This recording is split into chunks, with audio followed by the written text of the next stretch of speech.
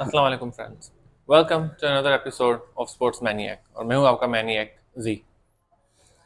कैसे हैं आप? ठीक ठाक हैं? अल्हम्दुलिल्लाह, हमारा अपना सब खैरियत। जी अल्हम्दुलिल्लाह। काफ़ी टाइम के बाद हम लोगों ने जो है पॉडकास्ट करी है। हाँ, लॉन्ग टाइम नो सी। लॉन्ग टाइम नो सी। एग्जैक्टली। हाँ, बस तबीयत कुछ ख़राब थी मेरी, उसके बाद कुछ मसरूफियात थी, कुछ पर्सनल मसरूफियात थी, तो उस वजह से वीडियोस भी कम बना रहा था मैं। और मैंने सोचा था कि ये जो टेस्ट मैच होने वाला है इंग्लैंड पाकिस्तान का, इस पे हर दिन पे वीडियो बनाऊंगा, लेकिन दो मेजर वजूहात से नहीं बनाई। एक तो कुछ पर्सनल मसरूफियात थी, दूसरी बात यह थी कि पाकिस्तान के एक दिन का एनालिसिस जो है मैच का वो थोड़ा सा फीका पड़ जाता है। हालांकि जो मैंने प्रीवियस एनालिसिस किए हैं, आपने देखा होगा जी। कि वो जिस तरीके से मैं प्रेडिक्ट करता था, बिल्कुल वैसे ही टर्न आउट होते थे अगले दिन पे ऐसा इवेंट्स। ही है। ठीक है, ऐसे ही बिल्कुल। ट्रांसपायर होते थे इवेंट्स अगले दिन पे, जिससे मैं प्रेडिक्ट करता था। लेकिन फिर भी थोड़ा सा वो होता है कि मैं बस पाकिस्तानी बहुत ज़्यादा खुश हो जाते हैं जल्दी, तो इसलिए मैं ज़रा वेट करता हूँ कि ज़रा ट्रांसपायर हो जाए इवेंट्स, उनके बाद उनको दिखाऊं कि देखो यार, मुझे यही लग रहा था कि ऐसे होगा, इसलिए मैंने वीडियो नहीं बनाई अभी। तो सेकंड टेस्ट मैच पे बात करते हैं पहले। Pakistan and Pakistan England. England, हाँ, हाँ पाकिस्तान इंग्लैंड का सेकंड टेस्ट मैच, सबसे पहले तो मुबारकबाद देना चाहता हूँ मैं पाकिस्तान क्रिकेट बोर्ड को कि उन्होंने कुछ सख्त फैसले लिए। उन्होंने जो बड़े सुतून थे, जो बड़े बुत थे, जिन्हें लगता था कि कोई गिरा नहीं सकता, उनको गिराया गया। तो खैर, बाबर आजम को ड्रॉप किया ड्रॉप गया, किया गया। शाहीन आफरीदी को ड्रॉप किया गया, एग्जैक्टली। नसीम शाह को ड्रॉप किया गया, और चार स्पिनर्स के साथ हमारी टीम जो है वो इस मैच में गई। थोड़ी सी मेरी मुखालफत है इस बात से, उस पर बाद में आते हैं, लेकिन पहले बात करते हैं कि इन तीन लोगों को ड्रॉप किया गया। और ये तीन लोगों को ड्रॉप किया गया तो जिस प्लेयर के हक में ज़्यादा मीडिया उठा, वो आप सब जानते हैं, Babar Azam. Exactly. No doubt. और बहुत ही अनड्यू किस्म के, मतलब उनको फेवर्स दिए गई, या फेवर्स तो नहीं, मतलब अनड्यू किस्म की आवाज़ें उठाई गई कि बाबर आजम को क्यों ड्रॉप किया जा रहा है, आखिर क्या वजह है, जबकि हर कोई जानता है कि क्या वजह है। ठीक है, पिछली 9 टेस्ट मैचेस में आपने एक 50+ स्कोर नहीं किया, पिछले 18 टेस्ट इनिंग्स में आपने 50+ स्कोर नहीं कर पाए, आप टेल एंडर्स से भी गए गुजरे हो उस वक्त। ठीक है, टेल एंडर्स भी जो है इतना लंबा अरसा विदाउट 50+ स्कोर नहीं जाते टेस्ट मैचेस में, या तो उनकी इनिंग्स नहीं आती, या तो बारी नहीं आती, या अगर आती है तो वो थोड़ा बहुत स्कोर कर लेते हैं। ठीक है, तो उसके बावजूद आपने देखा फ़खर जमान ने ट्वीट किया बाबर आजम के लिए। फखर और एक तो जमान। पाकिस्तानियों का ऑब्सेशन मुझे समझ नहीं आता विराट कोहली के साथ, मतलब कि आखिर ऑब्सेशन है क्या मतलब पाकिस्तानियों का। कौन सा कंपैरिजन है और बाब कौन से compete, क्या compete करना क्या चाहते हैं? क्या दिखाना चाह रहे हो आप यार, बाबर आजम को आप विराट कोहली से बार बार उसका कंपैरिजन करते हो। अभी एक फेमस यूट्यूबर ने एक ESPN क्रिकेट इन्फो के एक फेमस एनालिस्ट को बुलाया था अपनी एक वीडियो में। मैंने उनके यूट्यूब पेज पे कमेंट भी किया था जाके उनको। मैं क्या था कि वो, मतलब बंदा जो है एक कॉमेडियन है। ठीक है, कॉमेडियन है। कॉमेडियन ने पहली बात तो एक अपने उससे बाहर जाके वो सोशल अपनी बनाते हैं, वीडियोस बनाते हैं, मुझे पसंद भी हैं, मैं उनकी दूसरी वीडियोस लाइक करता हूँ, मैं देखता हूँ उनको। लेकिन यार, एक चीज़ जो है वो आपकी डोमेन नहीं है। का मसला क्या होता है, जब एक चीज़ आपकी डोमेन नहीं होती तो आप काउंटर क्वेश्चन ही नहीं कर सकते, आप आर्ग्यू नहीं कर सकते प्रॉपरली। अब अगर एक चीज़ आपकी डोमेन नहीं है, ठीक है, मैं किसी को भी बुला लूँ, मैं यहाँ पे किसी को भी बुला लूँ बंदे को, अगर मुझे उसके सब्जेक्ट मैटर के बारे में नॉलेज नहीं है, तो मैं काउंटर क्वेश्चन नहीं कर सकता, मैं आर्ग्यू नहीं कर सकता एग्जैक्टली। पॉडकास्ट में। तो उनके साथ वही हुआ, उन्होंने पहले जो है एक इकोनॉमिस्ट को बुलाया था, मैंने उस वीडियो पे भी उनको बड़ी तनकीद की थी। मैंने कहा था भाई, आप एक इकोनॉमिस्ट को बुला रहे हो, मैं एक बिजनेस ग्रेजुएट हूँ, मुझे इकोनॉमिक्स का पता है। आपको वो जो चीज़ें पेल रहा है इकोनॉमिस्ट, उसको पता है कि आपको घंटा नहीं पता कि इकोनॉमिक्स क्या होती है। आपके सामने उसने 3-4 जार्गन्स इस्तेमाल कर लिए इकोनॉमिक्स के, आपने समझा कि वाह यार क्या बात कर दी या इसने, कहीं से जो है जो जस्ट कि जो देख लिए कि होंगे या। अप्लाई नहीं होती सिचुएशन में, और उसको पता है कि उसको सिर्फ अपनी आर्ग्यूमेंट प्रूव करने के लिए एक एड होमिनम अटैक करना है, और एक दो जो है, और उसी यूट्यूबर ने फैलेसिस पे वीडियो बनाई हुई है, ठीक है। तो फैलेसिस पे वीडियो उनकी काफ़ी अच्छी बनी हुई थी, मैंने देखी थी। वो अच्छा लोगों को गाइड कर रहे हैं कि यार इन फैलेसिस में ना पड़े आप, और फिर उन्हीं फैलेसिस का शिकार हो रहे हैं खुद। तो हाउ आयरॉनिक इज दैट। तो कहने का मकसद ये था ये सारी बात का, कि उन्होंने उनको बुलाया और बाबर आजम के हक में बहुत कहलवाने की कोशिश की, लेकिन वो भी क्रिकेट को एनालिस्ट हैं, उन्होंने भी छोड़ा नहीं उनको। उन्होंने भी कहा यार आप जिस बंदे की बात कर रहे हैं वो एक किताब लिख रहे थे, कहते हैं मैं 50 best batsman in the world की किताब लिख रहा था।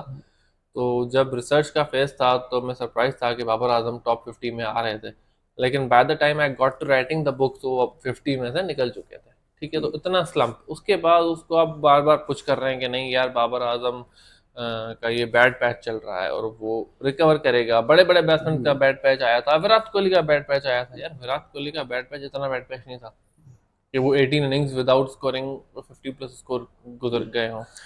प्लस में उनका बैट पैच आया था उनकी एक उरूज के बाद, ठीक है। तो वो ऑलरेडी ग्रेट बैट्समैन बन चुके थे उनके, यार for heaven's sake he has 9000 plus runs in test matches now. अच्छा तो हम मतलब 16 मैच बोलूँ तो मतलब उस, हमें समझ नहीं आता है पाकिस्तानियों का ऑब्सेशन है क्या आखिर, कि हमने विराट कोहली के साथ ही कंपेयर करना है बाबर आजम को।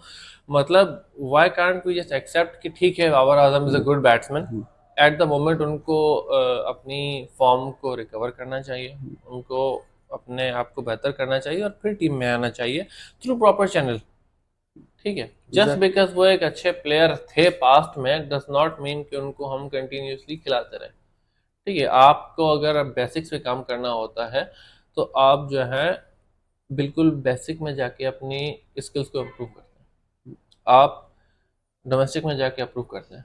हमारे बाबर आजम इतने बड़े प्लेयर बन चुके हैं कि वो 2019 से लेके आज तक हमारे सबसे फेमस टूर्नामेंट कायद आजम ट्रॉफी में खेले ही नहीं है, ठीक है। दिसंबर 2019 में लास्ट टाइम उन्होंने खेले थे, उसके बाद से वो नहीं खेले कायद आजम ट्रॉफी में। तो यार एक उनका प्लेयर जो वो अब खुद को, लेवल नहीं रहा होगा ना वो कि वो हाँ, खेले। तो वो एक प्लेयर जो अपने आप को इतना बड़ा समझता है तो उसको यार थोड़ा सा ज़मीन पे लाना चाहिए, ठीक है। और ज़मीन पे ही आपकी यही लाती है। अभी पाकिस्तान हॉकी फेडरेशन जो है, मैं न्यूज़ देख रहा था कि अपने बिजली के बिल नहीं पे कर पा रही। जो उन्होंने अभी एशियन चैंपियंस ट्रॉफी में ब्रॉन्ज हासिल किया था, उसके बाद जो उनके लिए क्या कहते हैं एक अनाउंस किया गया था, रिवॉर्ड अनाउंस किया गया था, शर्म आनी चाहिए वो रिवॉर्ड। अच्छा आपको मैं वो रिवॉर्ड दूं अमर, आप नहीं लोगे वो रिवॉर्ड। आपको मैं कहूँ यार मैं आपको 20,000 का रिवॉर्ड दे रहा हूँ, आपने बहुत ज़बरदस्त काम किया है, आप क्या कहोगे यार जफकर भाई क्या कर रहे हो यार, मतलब 20,000 तो वो चेक जब डिजाइन करने में ही खर्चा आ गया होगा जो ठीक है। उन्होंने। तो वो रिवॉर्ड्स आप लोगों ने अनाउंस किए, 20,000 के अवार्ड्स अनाउंस किया आप लोगों ने, यार कुछ कुछ तो शर्म होती है। और ऊपर और इन फील्ड प्लेयर्स को आप जो है इतना वो सर पे चढ़ा के बैठे हुए हो। मैं बार बार कहता हूँ कि आप पाकिस्तान के प्लेइंग 11 T20 के क्रिकेट के ले आओ और हॉकी के ले आओ। हॉकी के प्लेइंग 11 हमारे जो हैं वो थ्रू एंड थ्रू बीट कर देंगे ऑन एवरी फिटनेस टेस्ट हमारे क्रिकेटर्स को, उनके ठीक है। फिटनेस लेवल ही जो है वो। हाँ, तो खैर अब आते हैं सेकंड टेस्ट में, आपके कुछ सवाल चलें हैं? सेकंड सेकंड टेस्ट मैच में सबसे जो बॉलिंग हमारी जो इम्पोर्टेंस रही है, बॉलिंग तो आपकी इम्पोर्टेंस रही है। साजिद खान साजिद खान ने बहुत ज़बरदस्त मैन ऑफ परफॉर्मेंस द दिया, match, man of man the of the. Match मिले उनको। और इंटरेस्टिंगली उनको मैन ऑफ द मैच सही दिया गया, मतलब मुझे बहुत हैरानी हुई कि पाकिस्तान ने एक सही फैसला किया कि मैन ऑफ द मैच जो है, जो कमेटी थी उसने सही फैसला किया। शायद उनकी फॉरेन उसमें थे। परफॉर्मेंस भी थी, 7 विकेट्स। नहीं, और टेस्ट परफॉर्मेंस तो थी लेकिन आप देखें कि 9 विकेट्स उन्होंने ली हैं मैच वो में, तो टोटल 9 विकेट्स। और 11 विकेट्स लिए हैं उनके साथ जो थे हमारे नोमान, ठीक है। नुमान तो ने। नोमान की विकेट ज़्यादा थी, तो मुझे ये, और उन्होंने सेकेंड इनिंग में विकेट ली थी नोमान ने, तो मुझे लग रहा था कि शायद जो है उनको दिया जाए, जबकि हक जो है वो साजिद का था। तो मैं उसको एक्सप्लेन करता हूँ कि मैं ऐसा क्यों कह रहा हूँ। सबसे पहली बात तो एक बहुत बड़ा रिकॉर्ड कायम किया है इन दो बॉलर्स ने, ठीक है। ये सिर्फ थर्ड पेयर है ऑफ बॉलर्स जिन्होंने एक ही मैच में दो बॉलर्स ने एक टीम के लिए, सेम टीम के लिए 7 विकेट्स हॉल ली हैं, ठीक है। मतलब एक इनिंग में एक बॉलर ने 7 विकेट प्लस ली, दूसरी इनिंग में दूसरे दूसरे इनिंग बॉलर में ने, दूसरा। ठीक है। ये जस्ट थर्ड पेयर है। उसके बाद 1972 के बाद पहला इंस्टेंस था कि सिर्फ दो बॉलर्स ने जो है पूरी टीम को आउट कर दिया पहली दफ़ा, ठीक है, लास्ट टाइम 1972 में ऑस्ट्रेलिया के डेनिस लिली और बॉब ने जो है आउट किया था। तो उसमें बॉब ने 16 विकेट ली थी, लिली ने 4 विकेट्स ली थी। यहाँ पे विकेट्स भी ज़्यादा इवन थी, 11 और 9 विकेट्स थी। तो ये एक बहुत बड़ा इवेंट था। अब मैं ये क्यों कह रहा हूँ कि साजिद डिजर्व करता था, क्योंकि जो सेकंड डे का जो लास्ट सेशन था उसमें जो कोलैप्स कॉज किया था साजिद ने इंग्लैंड का। Oh, got him. Root looking to sweep. And done now. It's another wicket for Sajid. Oh, bowled him. Beauty. Sahid. वही कोलैप्स जो है वजह बना हमारी विक्ट्री का। ठीक है, फोर्थ डे आते आते आपने विक्ट्री ली। और इस सारी चीज़ में आपको कामरान गुलाम को फॉरगेट नहीं करना चाहिए। ठीक है, कामरान गुलाम की को आपने लाए थे, आपके एक प्लेयर जो है परफॉर्म नहीं कर रहा, आप उसकी जगह उसको लाए। ठीक है, कामरान गुलाम की परफॉर्मेंस अच्छी रही है। उन्होंने स्टेटमेंट इनिंग्स खेली, पहली इनिंग्स जो उन्होंने खेली एक स्टेटमेंट इनिंग थी, उन्होंने साइम अपने आप को अयूब अनाउंस किया। साइम अयूब यार, साइम अयूब जो है ना वो सेंचुरी स्कोर की है सर, टाइम एंड अगेन, 118। नहीं यार, टाइम एंड अगेन जो है ना साइम अयूब जो है वो मुझे डिसअपॉइंट करता है। ठीक है, देखिए, एक मैच देखने में और मैच को एनालाइज करने में और सिर्फ जो है स्कोर बोर्ड पढ़ने में फ़र्क ये होता है कि जब आप स्कोर बोर्ड पे 70 या 77 रन देखते हैं तो आप उस इनिंग्स को फॉरगेट कर देते हैं कि वो एक्चुअली खेले कैसे। आप ये चीज़ फॉरगेट कर देते हैं कि वहाँ पे ऑन द ग्राउंड सिचुएशन क्या थी और वो आउट किस तरीके से हुए। Kamran Ghulam got out of very good ball. ठीक है, Saim Ayub threw his wicket away. Saim Ayub ने कहा यार बस 50-70 रन बन गए, मतलब उनमें अभी तक वो टेस्ट का टेम्परामेंट नहीं है कि टेस्ट मैच Oh, है, that's 5 edged. दिन पड़े हैं मेरे पास, And फर्स्ट डे पे very मैं nicely खेलूंगा, taken. मुझे Quick. कोई ज़रूरत नहीं है कि मैं वो अपनी तो विकेट को थ्रो कर दूं, मेरे साथ जो बैट्समैन खड़ा हुआ है वो भी सेट है, हम दोनों पार्टनरशिप लगा के कहीं आगे जा सकते हैं, और वो दोनों जा सकते थे। ये तो फर्स्ट इनिंग में उन्होंने ड्रॉप किया था, सेकेंड इनिंग्स सेकंड में इनिंग भी, में तो फिर भी सेंचुरी स्कोर सेकेंड की है इनिंग्स में भी जो है उन्होंने, किसने, साइम अयूब। नहीं यार, सेकेंड इनिंग्स में सेंचुरी नहीं स्कोर की थी उन्होंने। और सेकेंड इनिंग्स में जो सबसे अच्छे प्लेयर थे जो आपके कंसिस्टेंटली खेल रहे हैं ना, हमारे अभी भी सबसे अच्छे प्लेयर मैं ये कहूँगा कि अगर बैटिंग में देखा जाए जो कंसिस्टेंटली परफॉर्म कर रहे हैं हमारे प्लेयर्स, कंसिस्टेंटली जो प्लेयर्स हमारे परफॉर्म कर रहे हैं सेकेंड इनिंग में, वो हैं हमारे सलमान अली आगा। सलमान। ठीक है, आपके बकाया प्लेयर्स जो हैं वो इधर उधर से आउट हो जाते हैं, विकेट्स थ्रो कर देते हैं, टेल में आके आपको फिर से वही बचाते हैं। ठीक है, देखिए आपकी जो है टेल में आके आपको फिर से वही बचाते हैं, फिर से 60+ स्कोर उन्होंने किया। ठीक है, और जहाँ पे साइम अयूब ने 35 स्कोर किया, आई थिंक सेकंड इनिंग्स में 35 स्कोर उन्होंने स्कोर किया, 60+ स्कोर किया इन्होंने।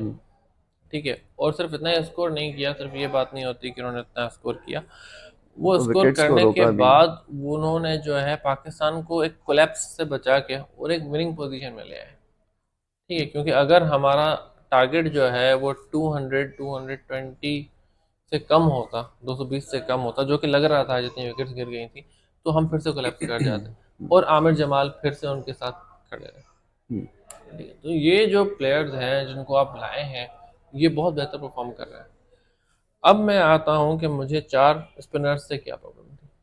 ठीक है, 4 स्पिनर्स आप एक टेस्ट मैच में लाए। ठीक है, मैं पहली बात तो जो मैं लास्ट वीडियो में चिल्ला रहा था काफ़ी, मैं कह रहा था कि जब फर्स्ट टेस्ट मैच की वीडियो बनाई थी कि भाई मेरे अपनी यूएसपी तो बनाओ, आपके पास अपनी मतलब आपने कहा यूएसपी था कि है ही स्पिनर्स ही नहीं है नहीं, आपके पास। स्पिनर्स ही नहीं है मेरे पास, तो मैं जो है विकेट्स कहाँ से लूँगा। आपके पास स्पिनर्स मौजूद हैं, आप उनको लाते नहीं है। अच्छा हुआ कि आप इन 2 स्पिनर्स को लाए। अगर मैं इस टेस्ट मैच से पहले की बात करता अपनी, मैं अगर सिलेक्टर होता तो मैं साजिद अली को नहीं लेता इस टेस्ट मैच में। ठीक है, मैंने रीजन बहुत बड़ी बात की है ये। रीजन ठीक है, उसकी वजह यह है कि साजिद अली के जो पास का रिकॉर्ड है वो सजेस्ट नहीं करता कि उसको चांस दिया जाए। जाहिद महमूद का जो रिकॉर्ड है वो बहुत बेहतर था। मैं उनको इसलिए नहीं लेता कि मैं 4 स्पिनर्स के खिलाफ हूँ एक टीम में। ठीक है, अगर आप जो है वो 4 स्पिनर खिलाना ही चाहते हैं, इतनी आपको मजबूरी है, तो वो स्पिनर्स जो है वो नोमान और साजिद जैसे नहीं होने चाहिए, वो स्पिनर जैसे होने चाहिए जिनको बैटिंग भी आती हो। ऑलराउंडर होने जो चाहिए। आपके स्पिनिंग ऑलराउंडर होने चाहिए, और वो इतने अच्छे स्पिनर भी होने चाहिए कि वो विकेट्स भी ले सकें। हम्म, ठीक है, वो जो है शादाब खान की तरह नहीं होने चाहिए कि जिनका जो है वो ख़त्म हो गया है। और मुझे समझ नहीं आ रहा कि शादाब खान को किसने जो है वो ये तजवीज़ दी कि आप अपनी बैटिंग पे ज़्यादा फोकस करें। यार आप एक स्पिनर थे, आप एक बहुत अच्छे लेग स्पिनर थे, आपकी लेग ब्रेक्स अच्छी होती थी, आपकी गूगल्स अच्छी होती थी, अब कुछ भी नहीं है आपका। और एक लेग स्पिनर के लिए जो है एक हेवन होती है टेस्ट मैच, हम्म, क्योंकि वो विकेट्स लेता है टेस्ट मैच में। ठीक है, हमारे जो प्रीवियसली यासिर खान थे, उन्होंने आपने देखा कितनी ज़बरदस्त विकेट्स लेते थे वो, कितनी ज़बरदस्त बॉलिंग कराते थे वो, कितने मैचेस उन्होंने जो है वो टर्न अराउंड किए पाकिस्तान के लिए। बिल्कुल।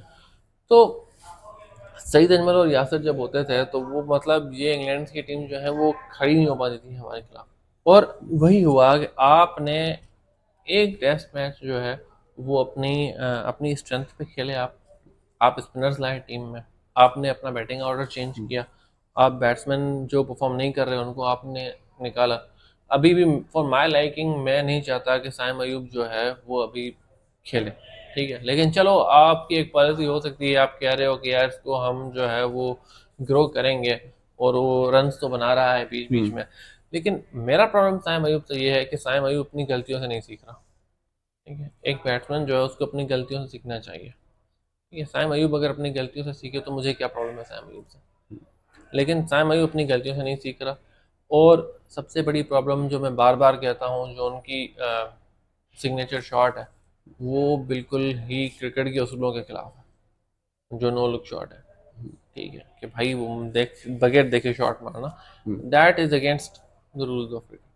ठीक है, लॉ रूल्स तो नहीं कह सकते, मतलब जो बेसिक उसके प्रिंसिपल्स एथिक्स, होते हैं, बेसिक प्रिंसिपल्स जो होते हैं, बेसिक प्रिंसिपल। उनके खिलाफ है। कि आपके जो कोच हैं जब आपको क्रिकेट सिखाते हैं, वो पहला प्रिंसिपल आपको बताते हैं आइज ऑन द बॉल। ठीक है, कि जब बैटिंग कर रहे हो, बॉलिंग कर रहे हो, फील्डिंग कर रहे हो, तो first principle is eyes on the ball. ठीक है, जब तक बॉल रेस्ट नहीं करता, आपका कंट्रोल नहीं है जब तक बॉल पे, तब तक eyes on the ball. Calculate करेंगे कितने सेकंड में आपके पास बॉल तो आ रही हाँ, है, तो टाइम मतलब ये कैलकुलेट है कि करेंगे। ये सारी चीज़ें जो हैं वो मैटर करती हैं कि आपके आइज ऑन द बॉल होने चाहिए। ये सबसे पहले आता है।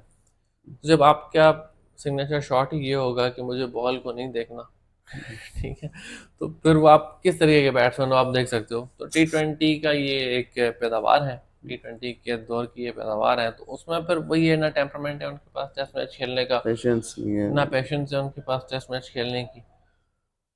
तो इस वजह से मुझे सिर्फ लगता है कि इन पे इन्वेस्ट करना चाहिए, अगर तो उनको प्लेयर्स को सिखाना चाहिए इनको कि भाई किस तरीके से टेस्ट में बैटिंग होती है। कामरान गुलाम पे आते हैं, जी चलें। Outstanding hmm, performance.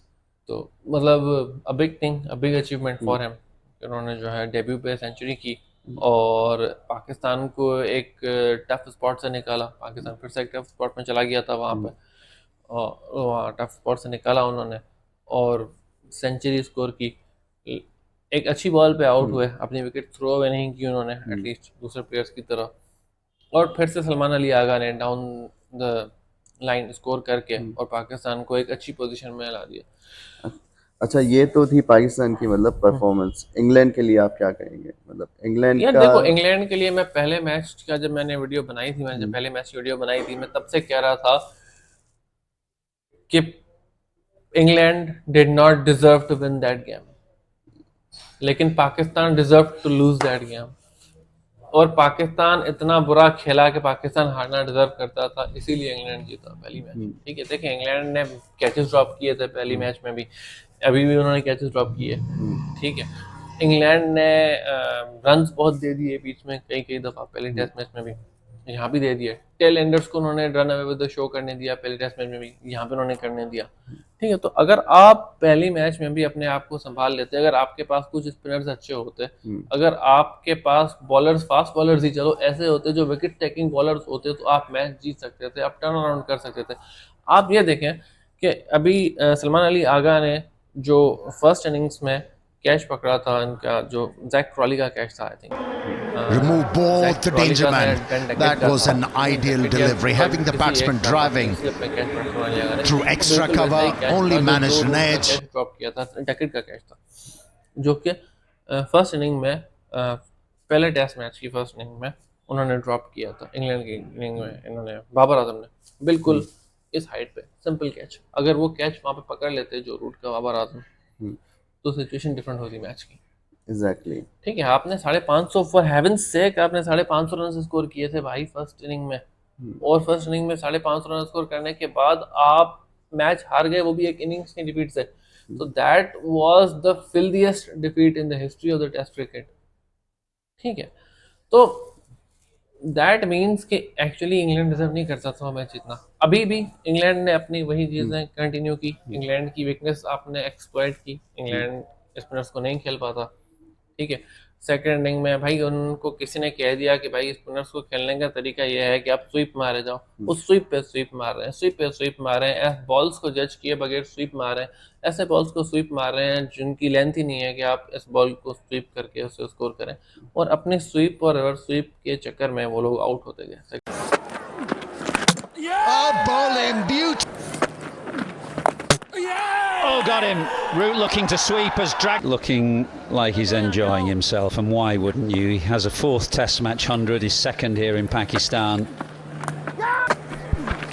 Oh, bowled in, beauty! Shown in the past, notably at Hyderabad last winter. Catch it! His cast goes down the ground, but he's going to pick out Saud Shakil here at mid-on.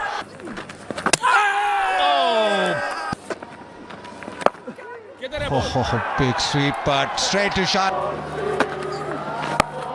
Oh, that's gone up in the air. This should be the first one for Pakistan. Rizwan catches the ball. Before you come into the test match.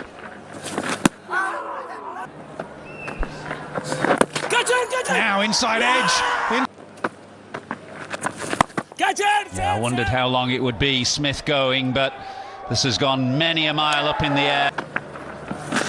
Oh, gone. Beautifully bowled.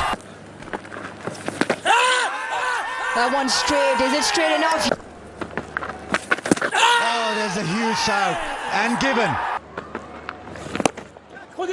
In the air, that's gone straight up. The slog sweep doesn't work. Another one.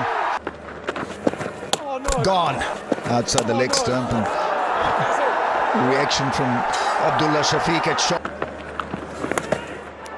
Beautifully bowled. Catch it! Yes. Has that been taken? अच्छा, इसके अंदर जो है batting जो थी England की, pitch का क्या किरदार है? हमारे लिए तो होम ग्राउंड था मुल्तान का। होम ग्राउंड आपने क्या कमाल कर दिया पहले होम ग्राउंड पे। इसी होम ग्राउंड पे, इसी पिच पे आप एक इनिंग्स की डिफीट से हारे हैं। पिच के बारे में 2 चीज़ें मैं कहूँगा। पिच टर्निंग पिच थी, उसकी वजह ये थी कि आपने कंटिन्यू पिच को खिलाया। ठीक है, मतलब ये कोई नई पिच नहीं थी, ये वही पिच थी जो कि पहली टेस्ट मैच में इस्तेमाल की गई। तो टेक्निकली देखा जाए तो उसमें कोई ज़्यादा चेंजेस नहीं किए गए, पिच में कोई उस पर वर्कआउट नहीं किया गया, कोई उस पर रोलर्स नहीं चलाए गए ज़्यादा। इस तरीके से उसको रखा गया जैसे कि टेस्ट मैच ही कंटिन्यू चल रहा हो।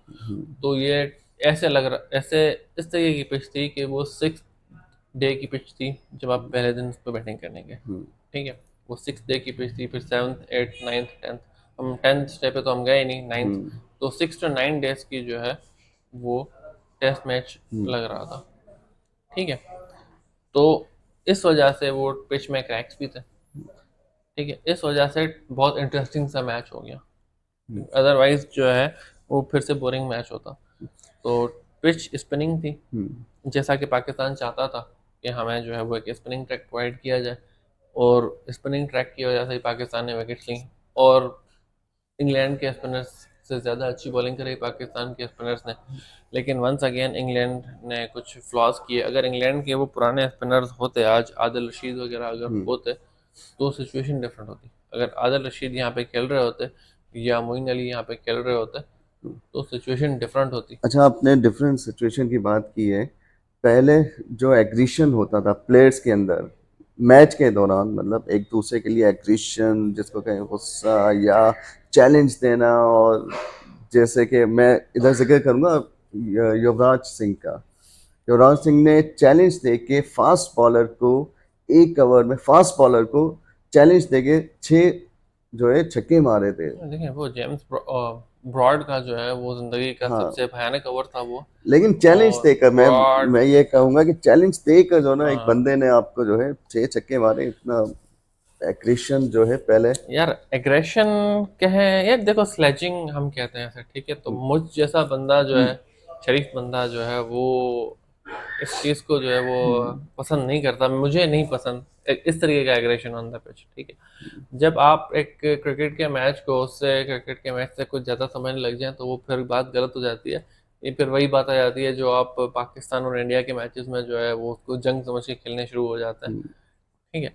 आई अंडरस्टैंड इमोशंस होते हैं, और आई अंडरस्टैंड कि एक जो फास्ट बॉलर है उसके कुछ ज़्यादा इमोशंस होते हैं, क्योंकि वो भाग रहा होता है, उसके जो है वो हार्मोन जो है वो बूस्ट टेस्टोस्टेरोन होते लेवल हैं। बूस्ट किए हुए होते हैं, उसने वो वॉर्न ऑफ होता है, थका हुआ होता है, ब्लड प्रेशर उसका हाई हुआ होता है।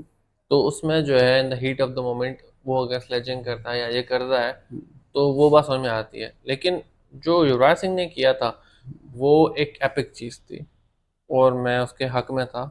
उसकी वजह यह है कि जिसके खिलाफ उसने किया था, जो उसने एक्ट किया था वो इन इटसेल्फ नहीं, जो जिसके खिलाफ उसने किया था। क्योंकि ब्रिटिशर्स और ऑस्ट्रेलियंस जो है ना सबसे नोटोरियस टीम्स हैं दुनिया में। इनसे ज़्यादा स्लेजिंग कोई नहीं करता, इनसे ज़्यादा मैनिपुलेट कोई करने की कोशिश नहीं करता। इनकी जो स्लेजिंग एग्जैक्टली, होती है ना साइकोलॉजिकल। वो साइकोलॉजिकल वॉरफेयर होता है, वो आपको मैनिपुलेट करने की कोशिश करते हैं, और उन स्लेजिंग की वजह से एरर्स इंड्यूस होते हैं, आप गलतियां करते हैं, बिल्कुल ऐसे ही है। ठीक है। तो वो उन एरर्स की वजह से जब आप मिस्टेक करते हैं, उसने भी वो 6 छक्के इसलिए खाए थे क्योंकि वो एरर उसने जो है इंड्यूस किया था उसका एरर, ठीक है। वो फोर्स्ड एरर था, उन्होंने फोर्स किया था बॉलर को वो एरर करने पे। Okay. That is okay. Y जो है वो आप कर रहे हैं। जी। तो मकसद वही था कि पहले तो एग्रेशन में लोग खेलते हाँ, थे। तो मैं वही कह रहा था कि वो मैनिपुलेट करने की बात होती है, वो मैनिपुलेट करके उन्होंने छक्के मारे उनको, वो उन्होंने दोनों ही गुस्से में थे, हम्म। ठीक है। और वो फिर सिख बंदा है आगे से, हाँ। ठीक है। तो वो सिंधी में एक कहते हैं कच्चे भाण की ताकत, ठीक है। तो वो जो है मतलब देसी ताकत जी उसको जी अगर बिल्कुल। किया जाए तो वो देसी ताकत जो है वो थी उस बंदे की, ठीक है। वो पराठे खाने वाली ताकत थी उसकी, देसी पराठों की ताकत थी। असली तो की वो ताकत। देसी पराठों की ताकत से उसने 6 छक्के मारे थे। आ, खैर, लेकिन मतलब जोक्स असाइड, बात ये थी कि उसने मैनिपुलेट किया उसको, हाँ। ठीक है। उसने उसको कहा कि देख मैं तो एक छक्के कहाँ मारता हूँ। ये वही चीज़ है जावेद मियांदाद ने उससे कहा था कि देख तेरा तेरा रूम कहाँ है, हम्म। कामली से कहा था तेरा रूम कहाँ है, एग्जैक्टली। तेरा रूम कहाँ है, मैं हाँ। तेरे रूम की तरफ छक्के मारूंगा। हालांकि वो रूम कहाँ उसका, वो होटल कहाँ उसका, वो ग्राउंड में खेल रहे थे, होटल कहाँ दूर था उसका। लेकिन ये था साइकोलॉजिकल वॉरफेयर। हाँ। तो ये वो प्लेयर्स कर सकते हैं हमार, जो प्लेयर्स खुद मेंटली स्ट्रांग हो, ठीक है। आप देखें ये है ना अपने ब्रेटली, बेटली। वर्ल्ड्स बेस्ट फास्ट बॉलर, ठीक है। उन्होंने अपनी एक किस्सा सुनाया था। मैं ब्रेटली को जो उनके दोस्त हैं वो बिंगा कहते हैं, ठीक है। तो वो गए थे, पाकिस्तान ऑस्ट्रेलिया का मैच चल रहा था, टेस्ट मैच, वनडे मैच था या टेस्ट मैच था, शायद वनडे मैच चल रहा था, ठीक है। नहीं, टेस्ट मैच था शायद। तो खैर मुझे याद नहीं आ रहा सही था कि मैच कौन सा था, लेकिन वो मुझे इस तरीके से दिमाग में जहन में है कि शुएब अख्तर जो है वो खड़े हैं बॉलिंग लाइन पे, ठीक है। वो कितनी दूर से भागते हुए आते थे, बॉलिंग लाइन पे खड़े हैं, वहां से चिल्ला रहे हैं बिंगा, ये बिंगा। तो वो ब्रेटली परेशान कह रहा है यार ये मेरा पेट नेम है, मेरे हाँ। दोस्त बुलाते हैं मुझे, हाँ। और सामने वाला जो बैट्समैन है वो हाँ। तो इतना अच्छा दोस्त है नहीं मेरा, वो हाँ। मुझे भिंगा भिंगा के बुलाए, कौन बुला रहा है मुझे। तो पता पड़ा, उसने सामने देखा कि शुएब अख्तर उसको बुला रहा है। शुएब अख्तर और ब्रेटली अच्छे दोस्त है, बहुत अच्छे दोस्त है, ठीक है, और अभी भी हैं। तो कह रहा है hey Binga, I am gonna kill you, I am going to kill you, बिल्कुल। ठीक है। तो वो कह रहा है यार मैं वहां पे खड़ा हूँ और मुझे वो बंदा कह रहा है कि I am going to kill you. मेरे वो फास्ट बॉलर, उसने कहा नहीं यार ये मेरा दोस्त है, ये नहीं करेगा, मुझे नहीं मारेगा। और जो बाउंसर मारा। और जो उसने बाउंसर मारा, ब्रेटली कह रहा है कि मैं मुझे ऐसा लग रहा था कि 2 सेकंड के लिए मेरी रूह जो है वो परवास कर गई है मेरे जिस्म से, एग्जैक्टली ठीक है। बहुत। और उसके बाद second ball right on the middle stump, yorker, hmm. ठीक है। इस इंटेंशन से नहीं मारा उसने कि मैं उसको जख्मी करूंगा, ठीक है। इंटेंशन का डिफरेंस होता है, ठीक है, बिल्कुल। इंटेंशनल डिफरेंस होता है। और वो क्लियर आउट सेकंड बॉल पे, लेकिन अंपायर ने नहीं दिया। ब्रेटली खुद कह रहा है मैं वो क्लियर आउट आउट था। हो, आउट हो ब्रेटली कह रहा था मैं क्लियर आउट था और मुझे अंपायर पे गुस्सा आ रहा था कि ये मुझे आउट क्यों नहीं देगा, शिव अख्तर मार देगा मुझे अब। ठीक है, आप इमेजिन करें कि एक फास्ट बॉलर जो इतने गुस्से में है, और रिव्यूज वगैरह तो होते नहीं थे उस जमाने में, तो वो आप उसने एक ट्रैप कर दिया है एक बैट्समैन को, इसको ट्रैप ही कहता है। एक बैट्समैन को आपने ट्रैप कर लिया है और आपका प्लान वर्क कर गया और अंपायर ने आउट नहीं दिया। रूडी कर्टसन सा आ गया अंपायर वहां पे ना। ठीक है, अच्छा, रूडी कर्टसन की एक और बात। एक दफ़ा शुएब अख्तर जो है वो खेल रहा था, रूडी कर्टसन जो है वो अंपायर था, और कोई बैट्समैन था वो शुएब अख्तर को स्लेज करने आ रहा था, नहीं, इंडिया इंडिया का बैट्समैन था शायद। तो रूडी कर्टसन ने कहा बे चुप हो जा, तेरा बाप है वो। हम्म। ठीक है, रूडी कर्टसन ने ये इशारा करके कहा था कि चुप कर जा, मार देगा तुझे वो। ठीक है ना, किससे पंगे ले रहा है भाई, शुएब अख्तर से पंगे नहीं लो। तो शुएब अख्तर की मैं बात ऐसे कर रहा हूँ कि वो खुद जो है ना मेंटली बहुत स्ट्रांग प्लेयर था। वो ठीक है, मैनिपुलेट तो करना जो जानता है। मेंटली स्ट्रांग प्लेयर्स होते हैं ना, वो ही जो है आपको इस तरीके के रिजल्ट दे सकते हैं।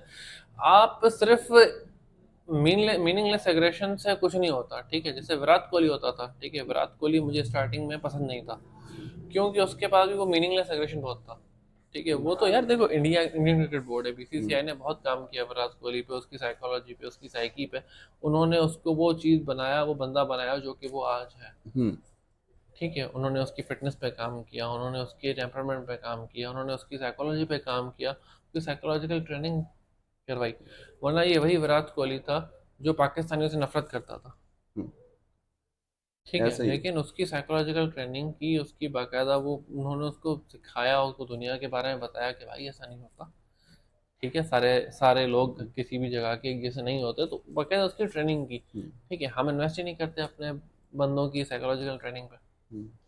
कि उनको स्ट्रॉन्ग किया जाए, हमारे कैप्टन स्ट्रॉन्ग हो। और ये सारी चीज़ तब की गई थी जब विराट कोहली को कैप्टन बनाने का डिसीजन लिया गया था, कि विराट कोहली को under the captaincy of the greatest Indian captain ever Mahendra Singh Dhoni, जब उनको मंदिर। कहा गया कि भाई आप उनके वाइस कैप्टन बने, उस वक्त ये डिसीजन लिया गया कि भाई इसका जो टेम्परामेंट वगैरह है उसको चेंज करना फिर आपने MS धोनी की बात कही, वो तो लेवल ही है। अलग यार था मैं इंडिया का कैप्टनसी के अंदर। मैं लेजेंड मानता हूँ उसको। उस बंदे से बेहतर जो है वो कोई भी जो है ना इंडिया के अंदर प्लेयर नहीं है कि मदद करने से। खैर, इंडिया की बात हुई है तो इंडिया हाँ। न्यूजीलैंड का मैच चल रहा है। हाँ, इंडिया का जो मैच चल रहा है, इंडिया एंड न्यूजीलैंड का, उसमें वो आपने देखा होगा कि पाकिस्तान बड़ा खुश हो रहा था, वो कितने पे वो ऑल आउट हो गया। 46 पे ऑल टीम आउट इंडियन। 46 पे ऑल टीम आउट। हम्म। अब इंडिया की जो 46 ऑल आउट है, हम्म। और जो पाकिस्तान ने ऑल आउट हुआ सम 100 रन पे अपने सेकेंड इनिंग्स में हम्म। पहले टेस्ट मैच की,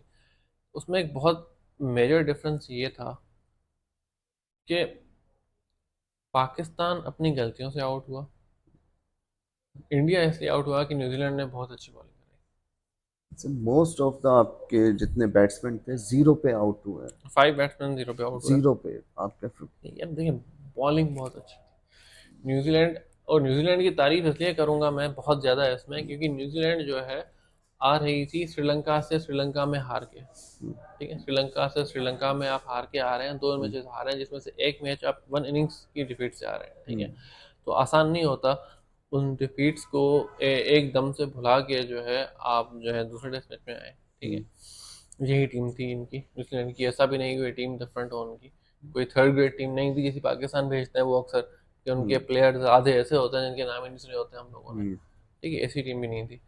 तो मेन बात ये थी कि उन्होंने जो है बहुत जल्दी रिकवर किया और उन्होंने कंडीशंस का फ़ायदा उठाया।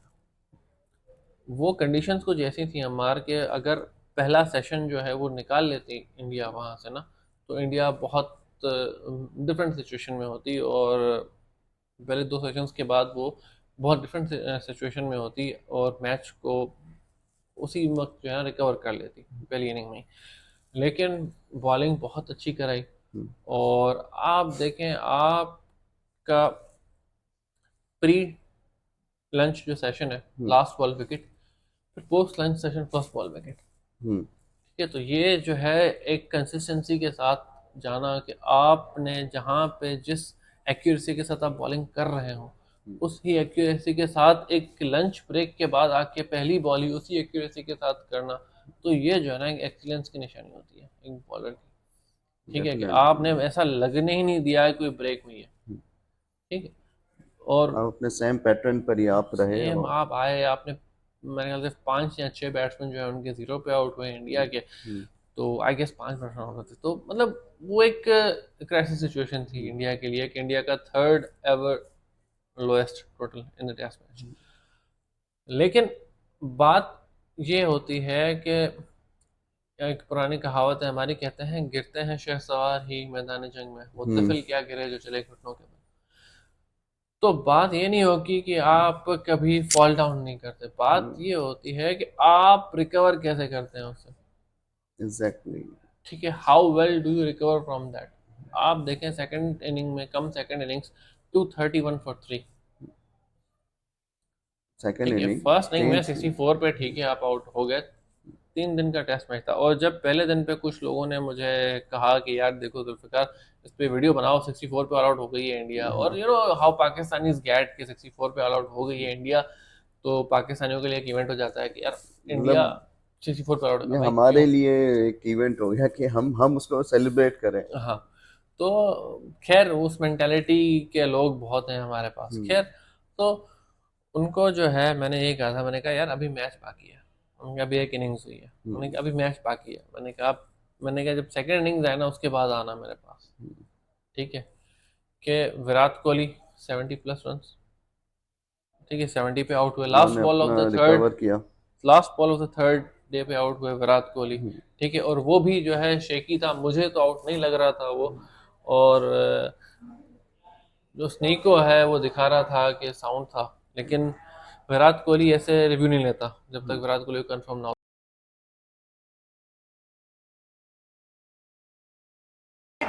Is there an edge? They're all तो द फेंटेस्ट ऑफ एजेस थे, ठीक है, जिनसे विराट कोहली आउट हुआ, और बस हो जाता है, एक ब्रेन फॉल्ट हो जाता है कभी कभार, लेकिन आपने टीम को तो रिकवर करवा दिया ना।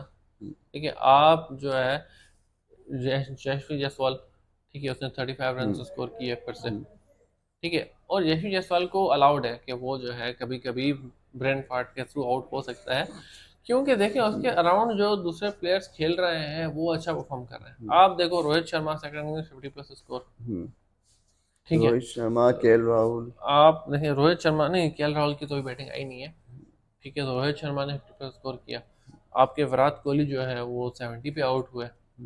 ठीक है, तो द ओनली बैट्समैन, 3 बैट्समैन जो आउट हुए 50 से पहले वो थे यशस्वी जायसवाल। वो ये यंगस्टर है, वो भी सीख रहे हैं।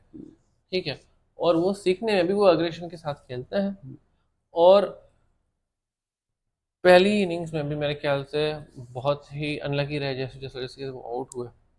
तो होता है ऐसा टेस्ट मैच में कि आपने प्रीवियस टेस्ट मैच में अच्छा खेला है ना। आपके जो अब्दुल्ला शफीक जो पहले टेस्ट मैच के सेंचुरियन थे, उन्होंने सेकंड टेस्ट में क्या किया, अपनी विकेट थ्रो अवे कर दी।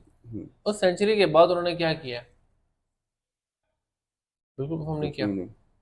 तो मेन बात ये होती है कि आप ऐसे नहीं कर सकते कि आप एक इनिंग में परफॉर्म करके आप छोड़ दो।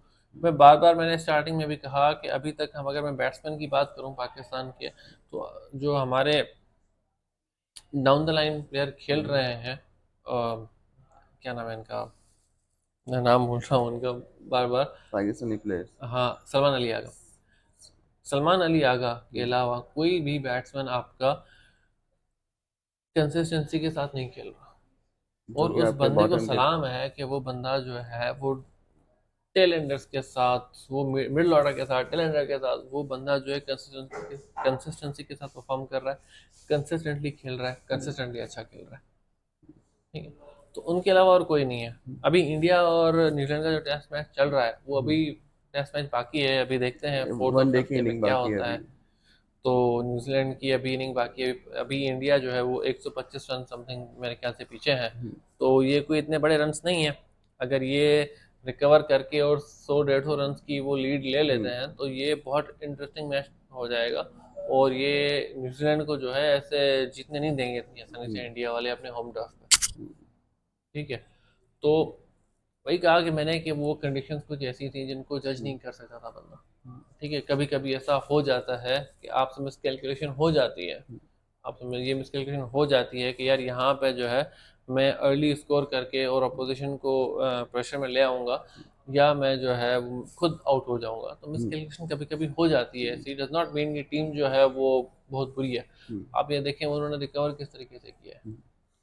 अभी केएल राहुल पीछे पड़े हैं, अभी ऋषभ पंत पीछे पड़े हैं, अभी अश्विन है, तो अभी बहुत लंबी एक बैटिंग लाइनअप पड़ी है उनकी। तो वो जो है इतनी आसानी से हार नहीं मानेंगे कि वो जो है पाकिस्तान टीम नहीं है वो, ठीक है, ना ही वो इंग्लैंड की टीम है। वेरी मतलब वो इंग्लैंड की टीम भी जो हौसला है, हार जाए। हाँ, हौसला हारने के अलावा मतलब वो कोलैप्स नहीं करेंगे इतनी इजीली, ठीक है।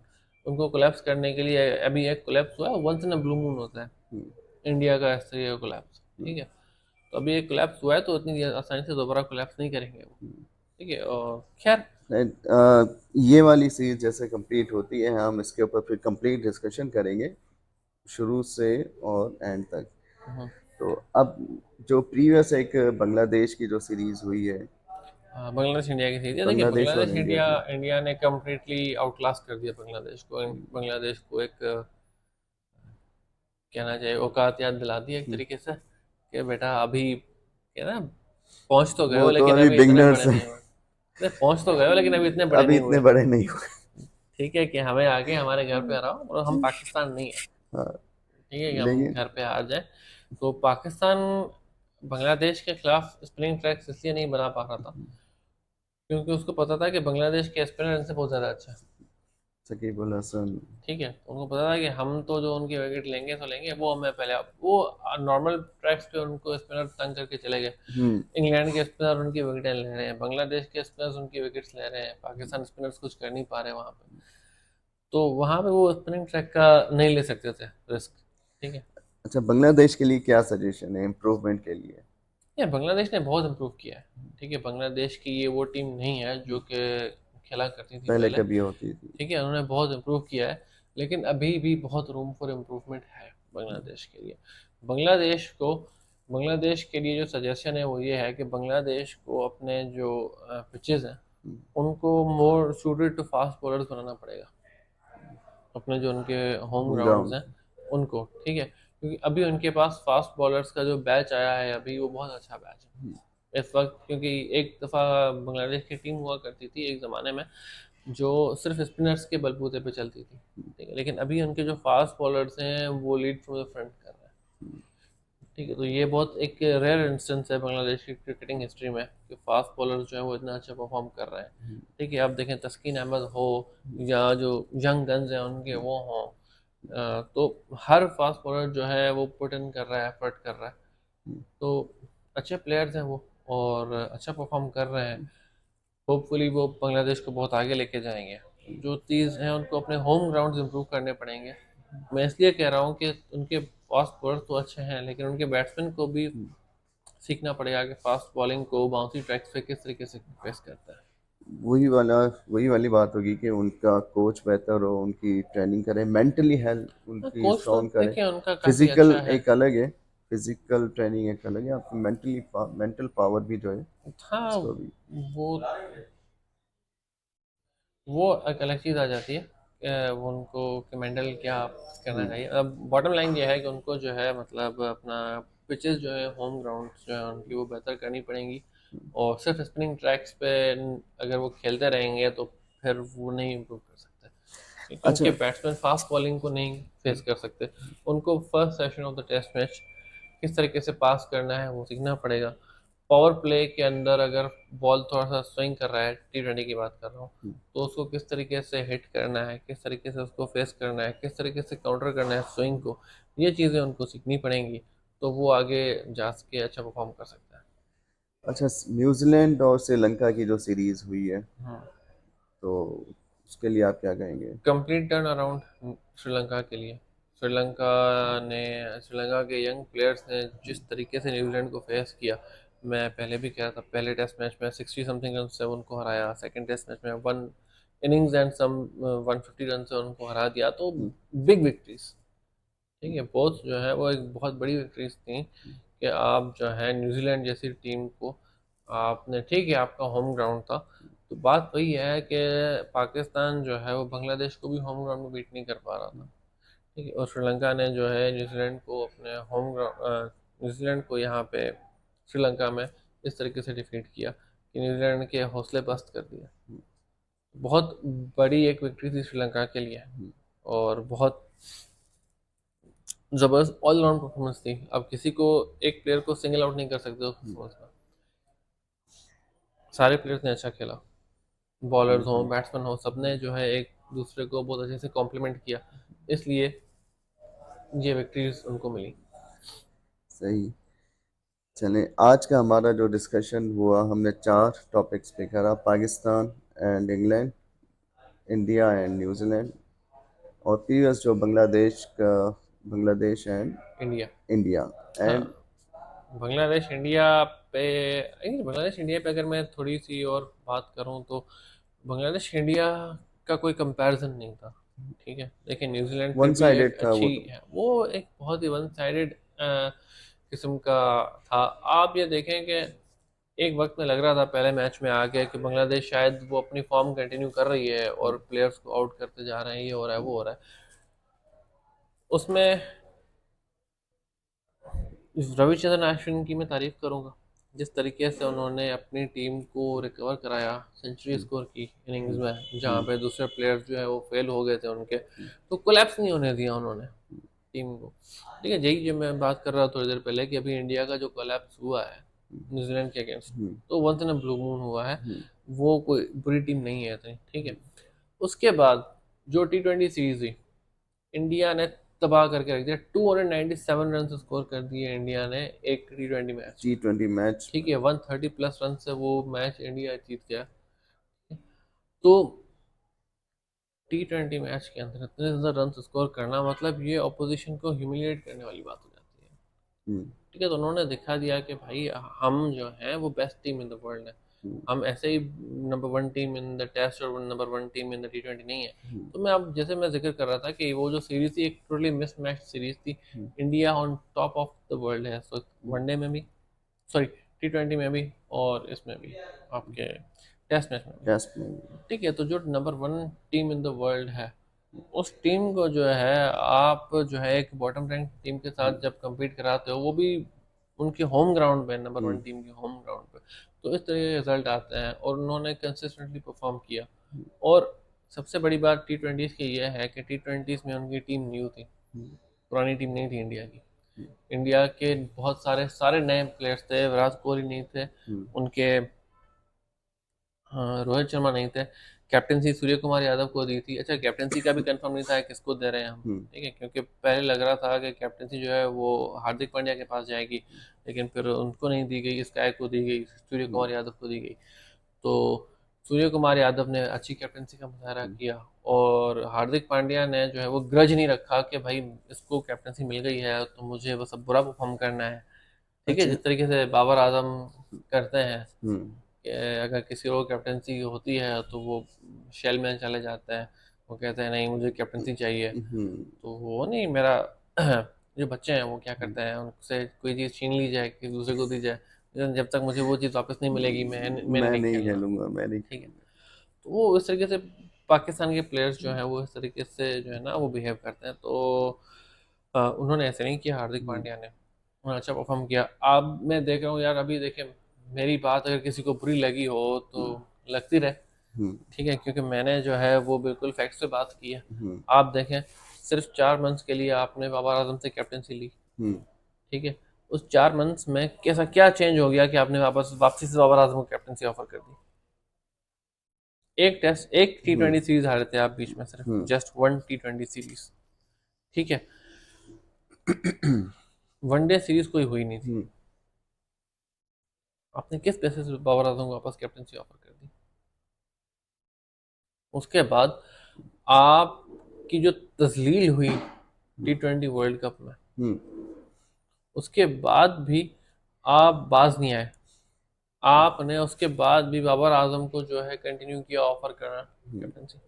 अभी तो बाबर आजम ने खुद आके जो है वो इस्तीफा दे दिया कैप्टनसी से। ठीक है, और मैंने पहले जो वीडियो बनाई थी उसमें मैंने कहा था कि यार शुक्रिया आपका बाबर आजम, आपने पहला अच्छा काम किया पाकिस्तान के लिए इस्तीफा देके कैप्टनसी से। तो उसके बाद उस बीच में भी मतलब कैप्टनसी लेने हम्म, और रिजाइन करने के बीच में 6 मंथ्स जो गुजरे, उसमें भी एक भी वनडे सीरीज नहीं हुई। मतलब रिजाइन किया आपने वनडे वर्ल्ड कप के बाद, हम्म, 4 मंथ्स गुजरे, कोई हम्म, वनडे मैचेस नहीं हुए थे। हम्म, ठीक है, आजकल आपको पता है T20 पे जोर होता है सारा, जी, वनडे मैचेस होता ही नहीं है। नेशनल साइड का कोई वनडे का मैच नहीं हुआ। हम्म, ठीक है, उसके बाद आप जो है वो लोकल मैचेस में आपने एक दो मैचेस में स्कोर कर दिया, बहुत सही सेंचुरी कर दी अपने होम ग्राउंड पे, जो कि बाबर आजम का नाम रोशन करो सीरीज जिन्होंने अभी की थी, हम्म, पाकिस्तान चैंपियंस कप पाकिस्तान के नाम चैंपियन से, ट्रॉफी, वनडे चैंपियंस कप के जी, नाम से, वो बाबर आजम का नाम रोशन करो सीरीज थी हम्म, बेसिकली। तो उसमें जो है उन्होंने एक दो मैचेस में परफॉर्म किया, उसके बाद उनको वापस बुला लिया कि भाई नहीं ये हमारे प्लेयर हैं जिन्होंने जिनका टेस्ट मैच खेलेंगे, तो उनको कैंप ज्वाइन करना है। कैंप ज्वाइन करके क्या उखाड़ लिया उन्होंने। तो क्या था कि जो ये 10 महीने का पीरियड था, टाइम पीरियड, जिसके हम्म, अंदर ये 3 इवेंट्स हुए कि पहले आपने कैप्टनसी जो है वो रिजाइन किया वर्ल्ड हम्म, कप की, डिजास्टर्स इस बीच कोई मैचेस डिजास्ट्रस ही नहीं हुए। ठीक है, डिजास्ट्रस से डिजास्ट्रस हम्म, आपका गुजरा हम्म, वनडे वर्ल्ड कप कि आप जो है नेक्स्ट राउंड के लिए क्वालिफाई नहीं कर पाए। हम्म, ठीक है, फिर से आपने सेम कैप्टन को जो है कैप्टनसी ऑफर कर दी, उसने रिजाइन किया। हम लोग शुक्र कर रहे थे कि इसने रिजाइन किया। 4 मंथ्स नहीं गुजरे, नया वर्ल्ड कप आने से पहले आपने सेम कैप्टन को, जिसने पिछले वर्ल्ड कप में आपकी तजलील कराई थी, हम्म, सेम कैप्टन को आपने फिर से कैप्टनसी ऑफर कर दी। हम्म, ठीक है, उसके बाद 6 महीने के बाद उसने आपको फिर से जलील कराया वर्ल्ड कप के अंदर। आप US, for heaven sec, USA की टीम से आप हार गए यार। कुछ डॉलर्स ही ले आती, हमारी अगर हम्म, पिछली टीम होती तो वो मैच हम्म, हार के कुछ डॉलर्स तो ले आती। इस टीम को तो कोई जो है वो बूढ़ी कोड़ी भी नहीं देगा। ठीक है, तो फिर उसके बाद फिर 6 महीने गुजरे, और इन 10 महीनों के बीच में कैप्टनसी लेने, कैप्टनसी ड्रॉप करने, ड्रॉप करने और दोबारा फिर कैप्टनसी रीज्वाइन लेने, करने। और फिर दोबारा कैप्टनसी ड्रॉप करने के हम्म, बीच में एक भी वनडे गेम हुआ ही नहीं। हम्म, ठीक है, तो यार इससे बड़ा जो है मतलब डेस्परेशन में किस चीज़ को कहूँ, अगर ये डेस्परेशन नहीं है कैप्टनसी होने की, अगर ये जिद नहीं है, अगर ये जिद नहीं है कि बस मुझे कैप्टन बनना है, मुझे कैप्टनसी का टाइटल चाहिए, अगर ये वो चीज़ नहीं है तो फिर क्या है ये चीज़। अच्छा, हमारे तो वनडे मैचेस ऑलमोस्ट साल से नहीं हुए, तो परफॉर्मेंस में आपको क्या लगता है कि अब अगर वनडे मैचेस स्टार्ट होंगे, कोई सीरीज स्टार्ट हुई वनडे की, तो आपको क्या लगता है कि परफॉर्मेंस दे पाएंगे या नहीं? नहीं देखिए, it is too early to say कि हम्म, अगर मैचेस होते हैं तो किस तरह की परफॉर्मेंस होगी। ये डिपेंड करता है कि आप टीम कौन सी सिलेक्ट करते हैं। ठीक है, सबसे पहली चीज़ देखें, जब वनडे जब T20 वर्ल्ड कप का जा रहा था टीम, हम्म, जब वनडे वर्ल्ड कप की जा रही थी टीम, जब T20 वर्ल्ड कप की टीम जा रही थी, स्क्वाड अनाउंसेस हुए थे, तो उस वक्त मैंने स्क्वाड्स देख के कहा था, मैं उस वक्त तो खैर मैं चैनल नहीं मेरा बनाया हुआ था मैंने, तो लेकिन मैंने स्क्वाड्स देख के अपने ऑफिस में कुछ दोस्तों से कहा था, मैंने कहा था ये जो है तारीखी तस्लील होगी पाकिस्तान की। ठीक है, मैंने सिर्फ स्क्वाड्स देखे थे, हम्म, मैंने ये भी नहीं देखा था कि ग्रुप में कौन कौन है। ठीक है, हम्म, मैंने फिर पाकिस्तान का ग्रुप देखा, मैं वनडे वर्ल्ड कप की बात कर रहा हूँ, हम्म, तो मैंने कहा ये जो है नहीं जाएंगे आगे, जा ही नहीं सकते ग्रुप में आगे, इससे इस ग्रुप को ही आगे नहीं जाएंगे। ठीक है, अब क्योंकि पाकिस्तान इंडिया आपस में खेलते नहीं है मैचेस 2003 के बाद, 2008 हम्म, के बाद से, हम्म, तो आईसीसी की कोशिश होती है कि ज़्यादा से ज़्यादा मैचेस कराए जाएं इन दोनों के आपस में। ठीक है, तो वो वर्ल्ड कप के ग्रुप्स को जिस तरीके से बनाते हैं कि पाकिस्तान इंडिया के एटलीस्ट 2 मैचेस तो हर वर्ल्ड कप में हो। ठीक है, हम्म, वो कुछ इस तरीके से कंस्पिरेसी बनाते हैं कि ग्रुप ग्रुप्स में बनाते सेम हो। हैं, ग्रुप इस ठीक है, तरीके पहली के हो। बात सेम ग्रुप में हो, दूसरी बात उन सेम ग्रुप के मैच के से भी जब बाहर आए, तो जो टॉप 16 टॉप वगैरह टॉप होता है सिक्स या में या टॉप 8 जो होती हैं टीम्स, उनमें आए, दोनों आ जाएं और इजीली इनका ही क्लैश और हो। उनका क्लैश हो। लेकिन ये भूल गए कि आगे पाकिस्तान की टीम है ना, हम्म, वो अपना जो प्लानिंग कर रही थी आईसीसी, उसमें ये भूल गई कि आगे टीम पाकिस्तान की है, जी, वो लोग इन टीमों से भी हार जाते हैं। तो वही हुआ, उनको न्यूजीलैंड के साथ रखा गया था और कुछ टीम के साथ। मैंने कहा भाई ये कहाँ से बाहर आएंगे, ये इंडिया से भी हारेंगे, ये दूसरी टीम से भी हारेंगे, एक जो इनके साथ रखी गई है। जी, ठीक है, ऑस्ट्रेलिया के साथ मैंने कहा था कि ये जलील होंगे। ठीक है, तो वही हुआ, वो जलील हुए। और और हम एंड ऑस्ट्रेलिया तो एट द मतलब एंड दुआओं पर ही डिपेंड होते हैं या दूसरे की हार जीत हाँ, पर ही। लेकिन ऑस्ट्रेलिया ने तो जो है ना, मतलब वो ऑस्ट्रेलिया ने तो कोई मेरे ख्याल से दुआ वगैरह करवाई होगी किसी पीर से कि कि पाकिस्तान के साथ हमारा मैच हो रहा जल्दी, जी। तो हमारी फॉर्म वापस आ जाए, क्योंकि हाँ। ऑस्ट्रेलिया आउट ऑफ फॉर्म थी हाँ। वनडे वर्ल्ड कप में। जब तक पाकिस्तान से उनका मैच नहीं हुआ था, पाकिस्तान ने वापस लाया। वो तो फॉर्म में ऑस्ट्रेलिया तभी को आई है। शुक्रगुजार होना चाहिए हमारा कि हमने उनकी फॉर्म वापस दिलाई। ठीक है। और मैं प्रैक्टिस अच्छी करवाई। इंग्लैंड का बैड लक ये था कि पाकिस्तान इंग्लैंड का जो मैच था वो ग्रुप का लास्ट एनकाउंटर था। ठीक है। अगर पाकिस्तान इंग्लैंड का मैच पहले होता तो इंग्लैंड इसी फॉर्म में आ जाता अपने, क्योंकि इंग्लैंड की फॉर्म भी वापस आ गई। लेकिन अनफॉर्चुनेटली वो उनका मैच हमारे साथ लास्ट था, तो उनको भी हमारे साथ घर वापस आना पड़ा। ठीक है। अदरवाइज जो है वो ऊपर आ जाते इजीली। ठीक है। खैर, तो उसके बाद जब मैंने T20 वर्ल्ड कप के स्क्वाड अनाउंस देखे, मैंने कहा यार टेस्ट मैच का स्क्वाड अनाउंस कर रहे हैं क्या, जो स्क्वाड अनाउंस किया जो था उन्होंने। ठीक है। तो मैंने उस वक्त कहा था, मैंने ग्रुप नहीं देखा था, मैंने कहा था इन गधों को, सॉरी, इन लोगों को आप ये जो 11 नमूने भेज रहे हो वहाँ खेलने के लिए, इन लोगों को जब आप वहाँ भेजेंगे, ये किसी भी टीम से हार जाएंगे। आप फॉर हेवन से, आपने पूरे मैच में नेपाल और कनाडा के अलावा, पूरे टूर्नामेंट में नेपाल और कनाडा के अलावा किसी को हराया नहीं। आप यूएस से हार गए, और मुझे शक था कि यूएस से हारेंगे, क्योंकि यूएसए के अंदर काफी सारे पाकिस्तान आजाद प्लेयर्स थे और प्लेयर्स वही इंडियन थे आजाद सारे। प्लेयर्स थे। ठीक है। अब ये कोई एक्सक्यूज नहीं है कि आपको यूएस से हारना चाहिए, क्योंकि उसके अंदर पाकिस्तान आजाद प्लेयर्स हैं और इंडियन आजाद प्लेयर्स हैं। लेकिन कहने का मकसद ये है कि यूएसए जो है दूसरी टीम्स की तरह बिल्कुल ही अनअवेयर नहीं थी क्रिकेट से। थोड़ा बहुत उनके प्लेयर्स जो हैं वो वो क्रिकेटिंग जानते थे कंट्रीज से हेल्प करते थे, तो वो जानते थे क्रिकेट को। तो मुझे पता था कि इतना काफी होगा पाकिस्तान को हराने के लिए। अच्छा, एक आखिरी बात जो है मैं आप करना सुपर चाहूंगा। ओवर में हार गए यार, वर्ल्ड कप के सुपर ओवर में यूएसए से हार गए, इससे ज्यादा शर्म की बात होगी। अच्छा, एक इंस्पिरेशनल बात है, पाकिस्तानी टीम को क्या लगान देखनी चाहिए मूवी के, उससे इंस्पायर हो दोबारा से अपनी परफॉर्मेंस लेकर आए? हाँ, पाकिस्तान को लगान देखनी चाहिए। खैर लगान जोक्स असाइड, पाकिस्तान को जो है ना इस वक्त जो है अपने जो है ना मोटिवेट होने के लिए। पाकिस्तान की पुरानी टीम्स के मैचेस दिखाने चाहिए, हाइलाइट्स दिखाने चाहिए इनको, अगर मोटिवेट करना है ना टीम तो हमारी वैसी ही लग रही इनको। है जो लगान मूवी में इंडियन की टीम थी। हाँ, इनको जो है ना वो मिसबा उल हक की कैप्टनसी के अंदर जो पाकिस्तान की टेस्ट टीम थी ना, उनकी वीडियोस दिखानी चाहिए। और इनको जो हमारी पहले की वनडे की टीम्स थी, वसीम अकरम के अंदर जो टीम खेली थी, बका उनकी यूनुस। मैचेस दिखानी चाहिए। वकार से ज़्यादा वसीम अकरम की कैप्टनसी के अंदर पाकिस्तान का पीक था। ठीक है। वसीम अकरम की कैप्टनसी के अंदर, उसके बाद मोइन खान की कैप्टनसी के मोइन अंदर, खान की, इंजमाम उल हक की कैप्टनसी इंजमाम, के अंदर, तो इन प्लेयर्स की जो टीम्स थी, मिसबा उल हक की। मिसबा उल हक की कैप्टनसी के अंदर और यूनिस खान की कैप्टनसी के अंदर, तो इन ये जो टीम्स है हमारी ना, इनकी कुछ मैचेस दिखाने चाहिए इनको, कि मिसबा उल हक के लिए कहते थे कि he is the mister disaster. ठीक है। मतलब कि डिजास्टर होता है तो वो आता है, वो आके जो है टीम को जो है वो निकाल के ले जाता है ट्रबल से, जिसके लिए उस्मान समूदर ने लिखा था कि the most un Pakistani captain of Pakistan. ठीक है। तो दो आर द मैचेस जो उनको दिखाने चाहिए भाई, सीरियसली भाई ये देखो ये कैसे खेलते थे, क्या टैक्टिक्स होती थी इनकी, किस तरीके से वो ट्रबल करते थे, कितने मेंटली स्ट्रांग होते थे कि यार विकेट्स बराबर में इधर उधर विकेट्स गिर रही हैं, लेकिन आपके जो कैप्टन है वो खड़े हुए हैं एक साथ। ठीक है। वो कैप्टन खड़े हुए हैं, टेल एंडर्स के साथ मिलके भी एटलीस्ट टीम को एक रिस्पेक्टेबल टोटल तक लेकर गए हैं। बिल्कुल ऐसे ही। ठीक है। तो जो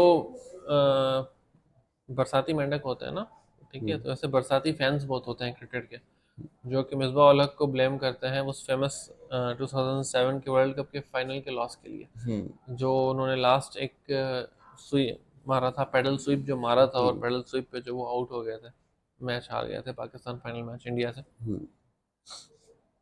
उन्होंने वो मैच भी पूरा नहीं देखा हुआ होता। ठीक है। उन फैंस ने ना बस वो, अबे भाई आप मुझे ये तो बताओ वहाँ एंड तक आपको लेकर कौन गया था?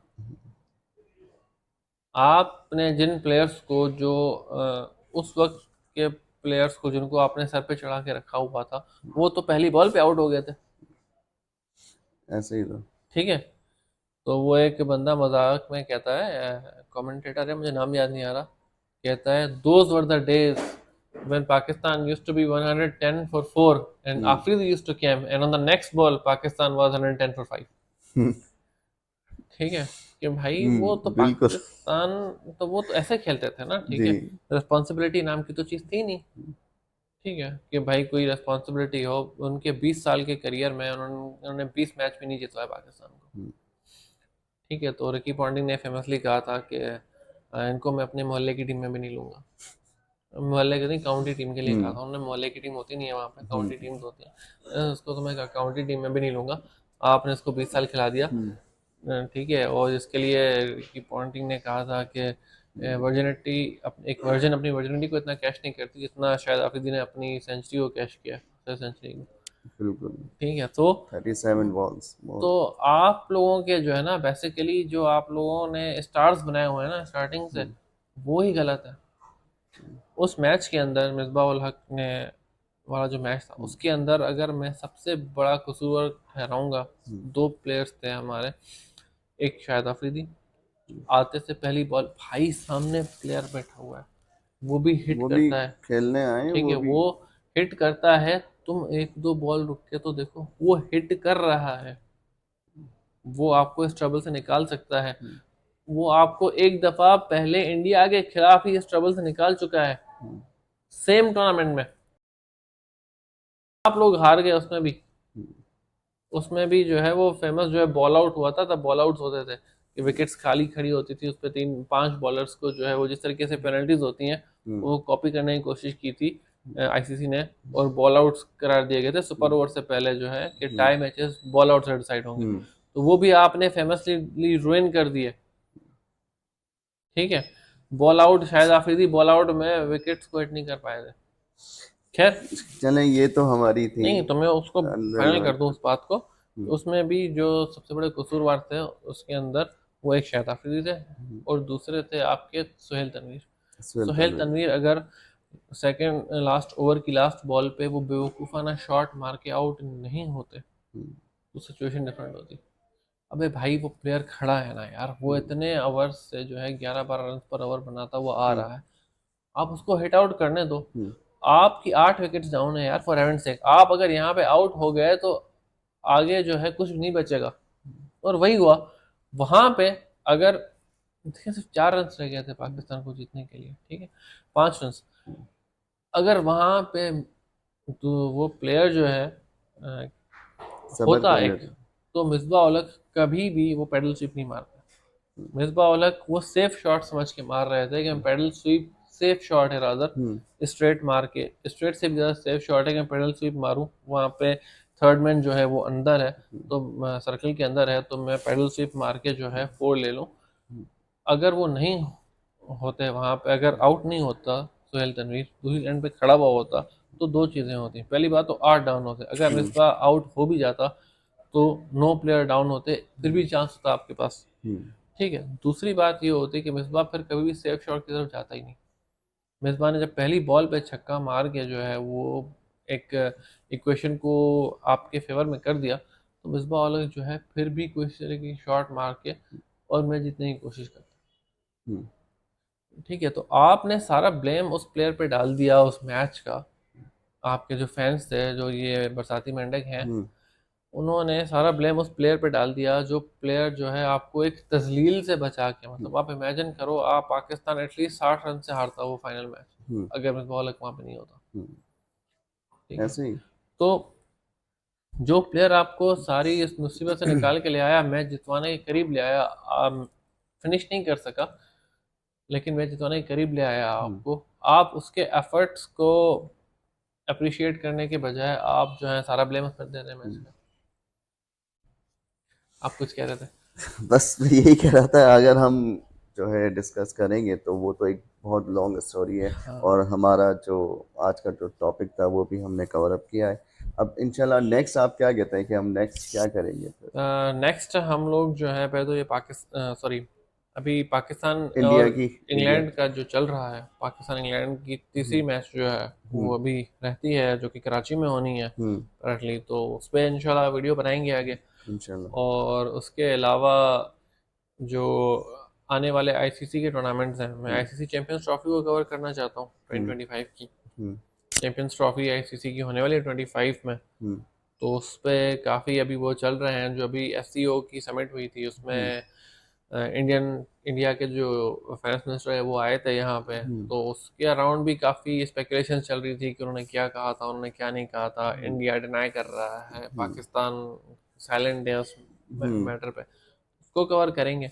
और उसके अलावा एक मेरा दूसरा चैनल है द मॉनिटर आर्काइव्स के नाम से। जी। द मॉनिटर आर्काइव्स जो है वो मेरा चैनल है जिसमें मैं हिस्ट्री के बारे में कवर करता हूँ। अभी उस पर वीडियोस नहीं रखी मैंने ज़्यादा, लेकिन उसका लिंक जो है डिस्क्रिप्शन में शामिल है। आप प्लीज़ उसको लाइक करें, सब्सक्राइब करें, उसको भी शेयर करें। और अगर आपको हिस्ट्री में इंटरेस्ट है तो उसमें मैं नेक्स्ट वीडियो जो है मैं उसमें कवर करूँगा, और उसमें मैं हिस्ट्री के बारे में हम बात करेंगे, वर्ल्ड हिस्ट्री के बारे में, कि वर्ल्ड हिस्ट्री की स्टडी को कवर किस तरीके से करना चाहिए, और हिस्ट्री इतना इंटरेस्टिंग टॉपिक क्यों है, क्यों हिस्ट्री पढ़नी चाहिए हमें। हाँ, ये हम जो है डिस्कस करेंगे ठीक है, इंशाल्लाह। ये इंशाल्लाह ये हमारे दूसरे चैनल पे वो वीडियो अपलोड होगी, जो मेरा चैनल है द मर्डर आर्काइव्स के नाम से। बहुत शुक्रिया, थैंक यू बहुत अच्छा डिस्कशन रहा। दोस्तों। अगर वीडियो पसंद आई हो तो please like, subscribe and share, और अगली वीडियो का इंतज़ार कीजिएगा। And please press the bell icon ताकि आप कोई अपडेट्स मिस ना करें। Thank you. अल्लाह हाफिज़। अल्लाह हाफिज़।